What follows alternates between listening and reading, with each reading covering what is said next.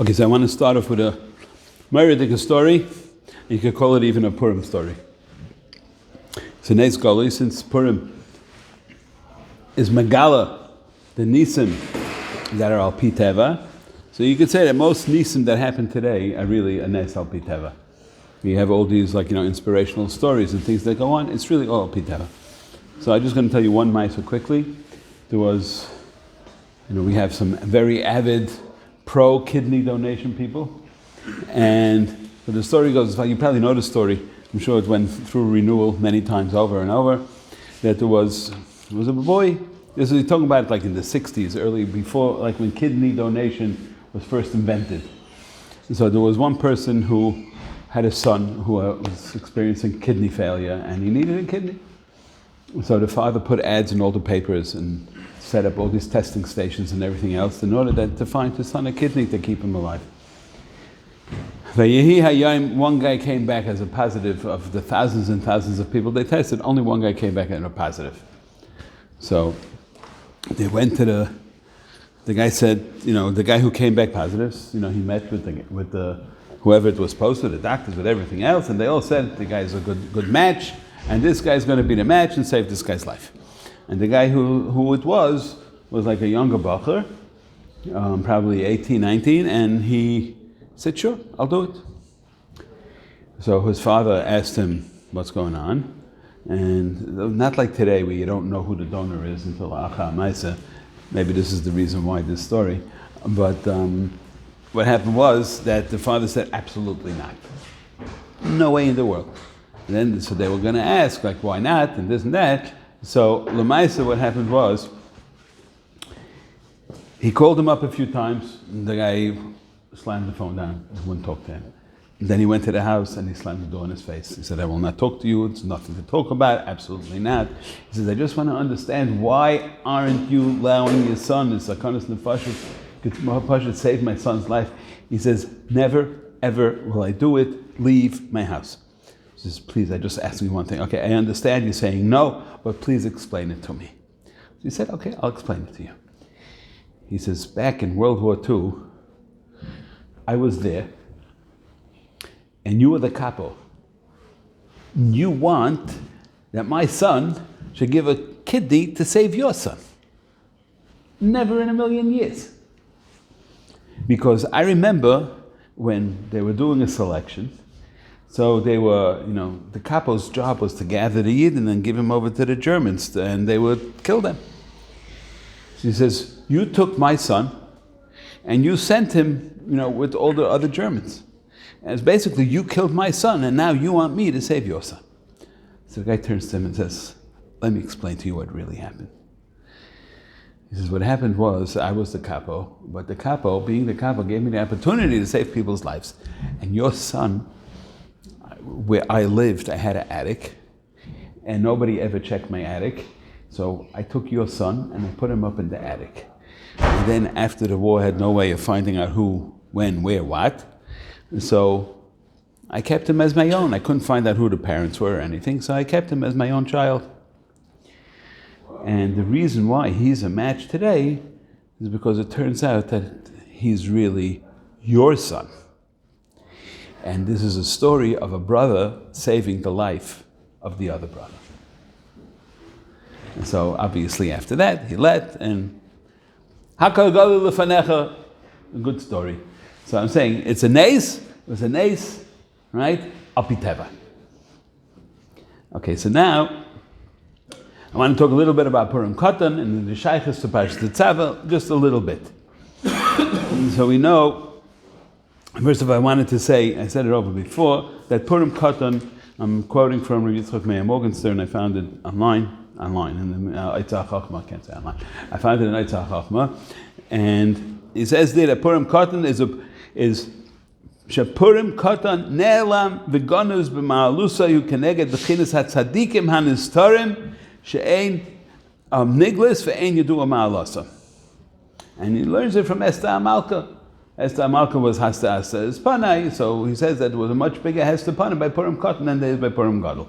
So just to give you an idea of the godless, as you know, any Yom Tov that has less Maisa to it and is more hidden is really on a much, much higher Madrega. Everything in general like that. The things that are behelim, atzilus, keser, all these things that are helim gomer, they're all on the highest madregas. Purim Katan is helim gomer, therefore it's on a higher madrega.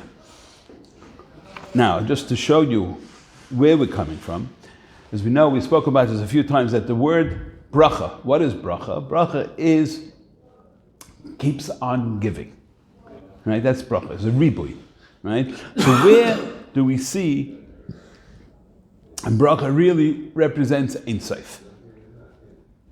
How do you see that? Because since it keeps on giving, right? So then there's no end to its giving. By there being no end to the giving, that's a chelik of nitzchi, and nitzchi is represented by Ein Sof. Or Ein Sof, I should say, is represented by nitzchi.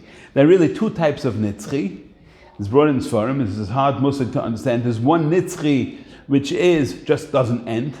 Person could live forever. And there's another type of nitzchi, as let's say somebody made a chasna, right? And at that chasna, those 3 hours of the chasna, you were pumped, you were the happiest you ever were. What happens after that? You go to sleep, and gegangen weiter, right? It's over, finished, right?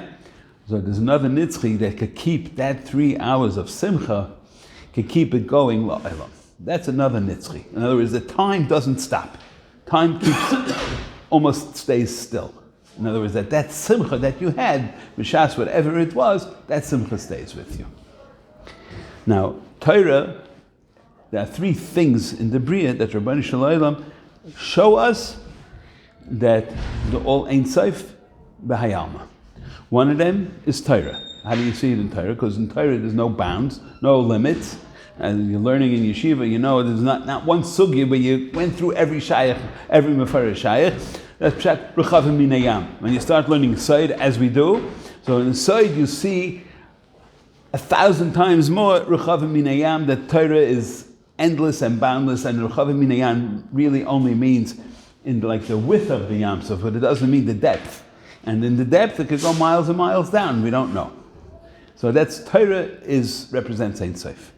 Also Klal Yisrael, what did Rabbi Shalom tell Avraham Avinu? He is Aracha K'koich Hashemayim. Koich Hashemayim represents Ein Sof because we cannot count Koich Hashemayim.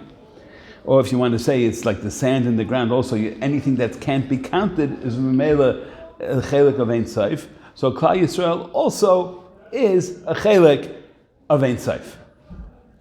So that's 2. And Mishkan, which is also Ein Sof, Mishkan is pshat, as we know, the Aron is Eina min Hamida. So anything that has no midah, has no measurements, is mela not part of the physical world. If it's not part of the physical world, it's a chelik of the Ein Sofius world. So those 3 things are the ikka, the Eina min Hamida. Purim is also Nitzchi. Why? Because Purim is the only Yantiv that will survive Mashiach. As we know, that all the other Yamim Tovim will be battled, with the exception of Purim. So Purim represents Nitzchi. So in other words, it lines right up with Pashas Tetzava and Truma, these Pashas. We're coming to the end of a Shovavim, right? Which is, so to speak, a cleanse that we could be metar on neshamas, in order that we should now be able to go to the next madrega, which is a nitzchi of that you see in Truma and Tetzava. You see it in the in the Big Day Kahuna, which represent mostly ruchnias, whether it be in the chayshin or in the tzitz and all these other things, and especially in the Mishkan, where you see that the Aron is Eina min Hamida, it fit into a place that doesn't have room. Anything that's not bound by physical boundaries is Eina min Hamida and is an Indian of Nitzchi. Masha'enkein Amalek. What is Amalek? Why do we have a mitzvah on Purim dafka of Mechias Amalek? Why dafka Purim is Mechias Amalek? Right? We should have a mitzvah to kill all the Rishonim on every Yantiv. Why is it dafka? So Amalek represents Amalek represents Sitra Achra. Sitra Achra represents Misa, and Misa is an end. Misa is pshat that there's no more nitzchi. So when we are Mekayim, Mechias Amalek, right? So we are now able to reinstitute in the Bria nitzchi. because Amalek represents death, represents Malach HaMaves. So the Indian of Mechias Amalek is not just stam that we want to kill them out because they're bad guys. It's because they represent Misa, they represent Hay Alma, they represent everything that's wrong with Hay Alma. And by us being Meicher da Amalek, of course, it doesn't only mean on a physical basis, it means from within us, our own Yetzer Hara and so forth. That's why Dafka the mitzvah of Mechias Amalek has to do with Purim, because Purim is Nitzchi, and Amalek is the opposite of Nitzchi. And that's why, so in Purim Katan, which we say is on a much, much higher madrega, so that's why when a person is drunk, is also a chelik of that, it's Nitzchi, because he doesn't know where he is, it's Einam in Amida. So he goes flying high, right? So how high you go, depends what you drink, or what your kavanas are, is really more so. So on that note, I'd just like to say that we should all have a freiliche Purim Katan. Amen.